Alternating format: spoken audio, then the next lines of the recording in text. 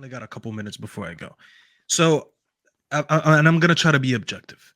So, watching today's game, you did dominate possession. You had 70% possession. So, when people say maybe a DM would have helped today, I kind of disagree. It's not in today's game where I'm looking for a DM because you dominated the ball 70 to 30%. Now, here's where the issue should be, and this is where you should worry be. You didn't accumulate more than 1 XG today, maintaining 70% possession. And that's the issue. You had 14 shots to what's the name? 4 assists 5. Okay. You were equal on big chances created.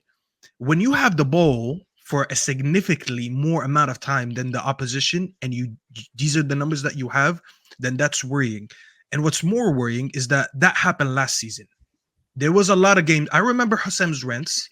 They're very memorable. Hassam rents very well. We all remember them. And I remember last season, he was complaining a lot about not putting the ball in the back of the net. Today, you didn't put the ball in the back of the net, and you've dominated the ball. But this is a different manager. It is not the same manager. It is slot ball versus club ball, but it looks like there's a common issue. Now, I want to know, this is what I'm saying. I'm going to try to be objective about it. Why is this issue happening a season later if the tactics are different? Is it time to address personnel, or what is it? This is a genuine question. You're missing a very important caveat to that. And today, if a club is playing with a back six, I expect them to have 30% possession. I don't disagree with you, but you can't make that point and then just gloss over the caveat. When other teams play back fives, Nottingham Forest decided to play 6 at the back. In fact, the fact that they even had 30% possession is disgraceful with playing 9 men behind the ball. It should have been less. You're than used to that, Dust. That's not something new with you. 100%. But to answer you, the logical Liverpool fan was asking these questions all summer. The logical Liverpool fan was saying that Luis Diaz is not good enough, was saying that Darwin Núñez is not good enough, was saying that there's only 2 attackers out of those 6 that can even finish chances. The logical fan was saying that Szoboszlai is not good enough offensively. I understand. Not good enough, but still say you have the best attacking 6 forwards in the. Again, Vader. If you want to regurgitate Twitter talk, I'm not regurgitating. That's not regurgitating. You are. That's exactly what Don just said. Don Hussam just said he has the best. Again, he said we have the most depth. Don Hussam say again? He said we have the most depth, Vader. Don't misquote. He said we have the most depth. And in reality, we do. Having the most depth of quality or having the most depth of crap? No, it's not all depth of crap. It is quality. Okay, who's your front 6? Stop. Let's get to a common ground. Name your front 6. What's City's front 6, Vader? You know my 6. I got Holland, just name them. Grealish, Foden, Silva. Those are not front 6 players. They play forward on the wings. Listen, I'm not looking at Foden and Silva as wingers. I'm looking at them as midfielders. But they play there. They're playing forward.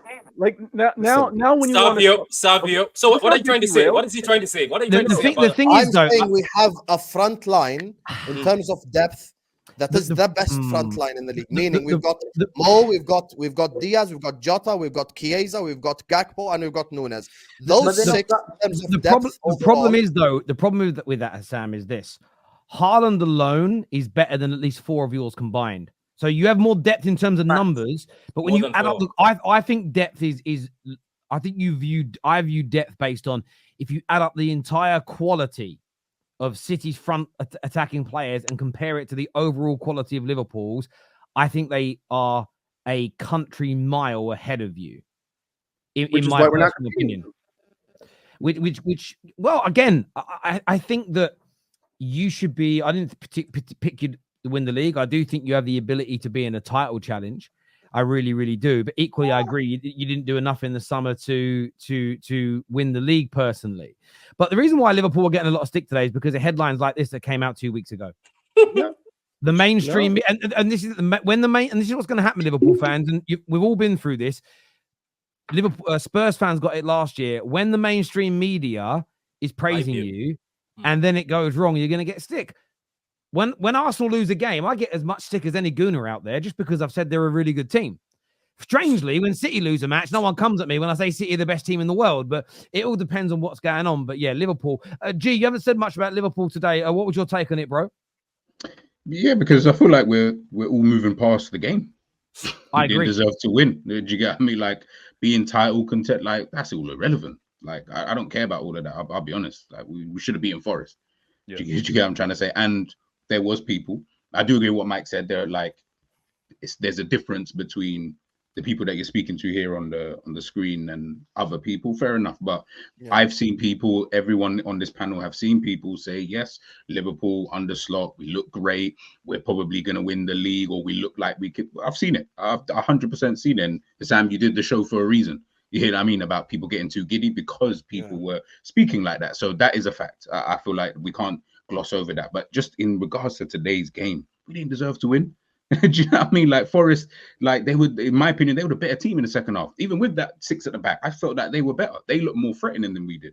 Do you get me? We couldn't open up them at all. Like we had nothing for them. The creativity, you had all of these players, McAllister, Trent, Szoboszlai, Diaz, Nunes, Salah, none of them. They were all shit.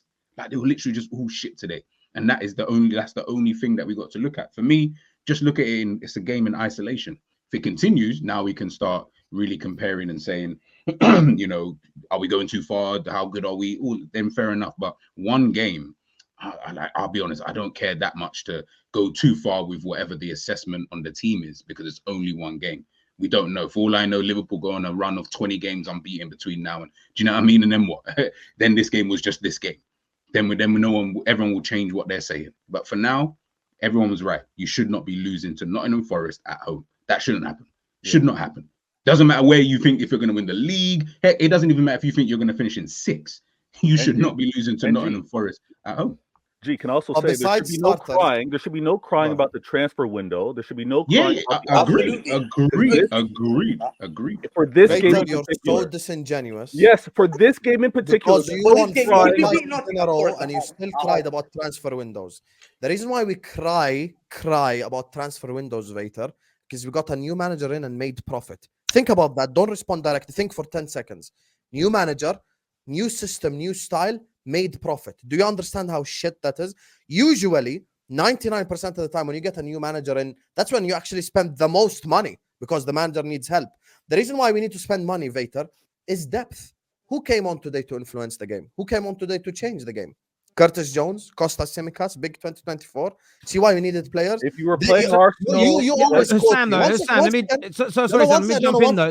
No, please let me jump in though, because I get what you're coming from, but we are, just like G said, we're moving away from the game. Irrespective of all of that being true, you have more than enough. Your squad's good enough to beat pretty much everyone who's outside the top 6 in every single game. And your bad transfer window, that's not an excuse. It shouldn't be a discussion point, really. It's not an excuse at all. It's not an excuse at all. We don't have no difference makers on the bench. This is the reality. This is not an excuse.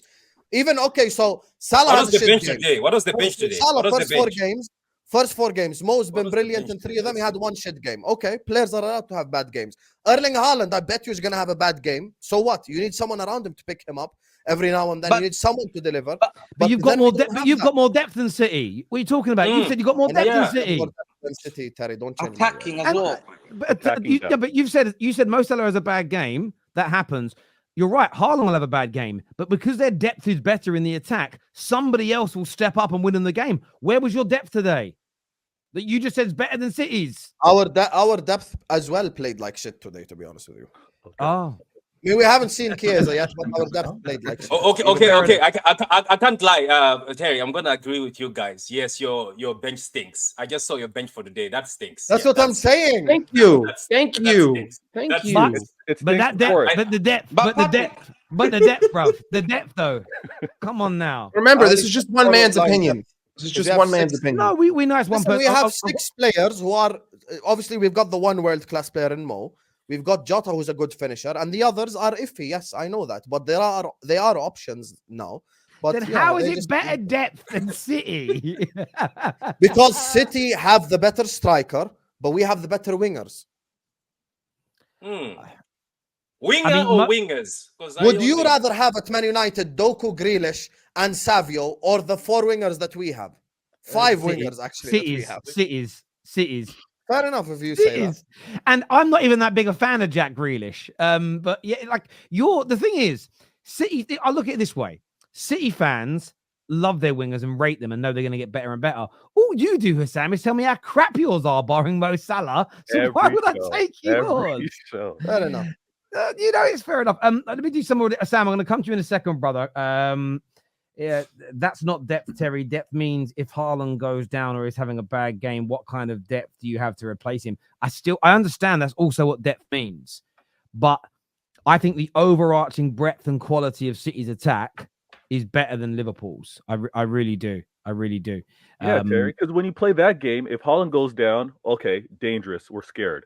If Salah goes down, Liverpool, you're scared as well because there's no replacement for him. So we can play that game. A shit game after an international break. Big whoop is what Kenny says here. Big whoop. At least you can't blame it on 12:30 kickoff, so Hassam. That's the good thing. Like, you can't blame it on the 12:30s. I never said that last year anyway. No, I know you did. I'm just messing. We played at 12:30 today, and fuck, we scored 3 goals. Cheers, everyone. Cheers. Oh, I love this game. Hassam putting noisy neighbors in their place with facts, not Twitter noise. Love the show as always. Hopefully, we'll watch tomorrow with 3 points. Come on, you Because gooners. Vater and Patrick's argument says what Jamie Carragher says. Who gives a fuck what Jamie Carragher says? Fuck Jamie Carragher and his Liverpool Exactly. He opinion. doesn't know He's your anything. voice. He's your voice. I'd rather listen to he's Gary not. Neville speak about He is, Liverpool than Jamie he Carragher. is the biggest cheerleader of Liverpool. He's the biggest voice out there, and biggest he's a reflection cheerleader of FSG. You He's the reflection of all of you. He's a reflection of all of you. He works is for you. Sky I'm gonna- Sports. you know His what? job I'm is gonna to go glaze. I'm gonna copy paste the last 10 Gary Neville opinions. I'm gonna piss you off this Wednesday on Straight Facts. Watch this space. Yeah, but yeah, cool. And I'll just let's do it. No problem. Let's do it. We'll do this. People like you, Terry, calling for consistency could talk about the red today, but Arsenal fans shouldn't. What do you mean? I haven't said you shouldn't talk about it, but Arsenal fans shouldn't. If Pedro got a yellow card last game, Rice got a red, they should still cry. Listen, I called it out earlier today, and no one's really responded to this yet. Even Bruno got booked before the play was even stopped for kicking it away. Like, deep that for a minute. Referee hasn't stopped play. He crosses the ball and gets booked. So, and then Szoboszlai nothing. Again, like I say, they did it because they're stupid. They were like, oh, we'll do it for the English televised game. As soon as it got to the 3 o'clock games that in the UK are under embargo and we can't watch them here, unless, of course, you use NordVPN, then they did it. I told you, they'd make themselves look idiots all the time through doing this. Zane here says, I think Salah is the second best Premier League winger of all time, but these are games where Salah needs to step up and pull a rabbit out of a hat. 2-goal Haaland scored today were not even half chances. He came through. I will say this though, Zane. Salah does deliver on lots of games like this. Salah is allowed. It's really ironic. Liverpool fans are putting together massive compilations of mistakes that Rio made over his 15, 20-year career. And you can do that to all the best players in the world, from R9 to Maldini, if you spend the time on it. But today was a prime example of how it doesn't take away from a player's legacy. Salah had a stinker today, but today doesn't define his career. His career has already been defined. Yeah. And I just thought it was ironic that today was a day where you could probably make a compilation out of today and use it in 20 years' time to prove Mo Salah's numbers were a fraud. That's essentially what Liverpool fans spent the week doing. And guess what happened? The football god said, not on our watch. You know, keep it respectful to the legends of the game. I respect your channel. Big up. You always being fair with your opinions on our club and not always beefing with other United content creators. Let rivals do that. Keep up the good work. I try. Look, I have a bit of fun, but I'm honest about these things, and I'm more scathing on my club than anybody else's. Making Hudson-Odoi look good was hilarious to see. Hassam was extra salty with a Chelsea reject, making his team look mid at Chelsea are fucking Anfield. 13th, you obsessed idiot.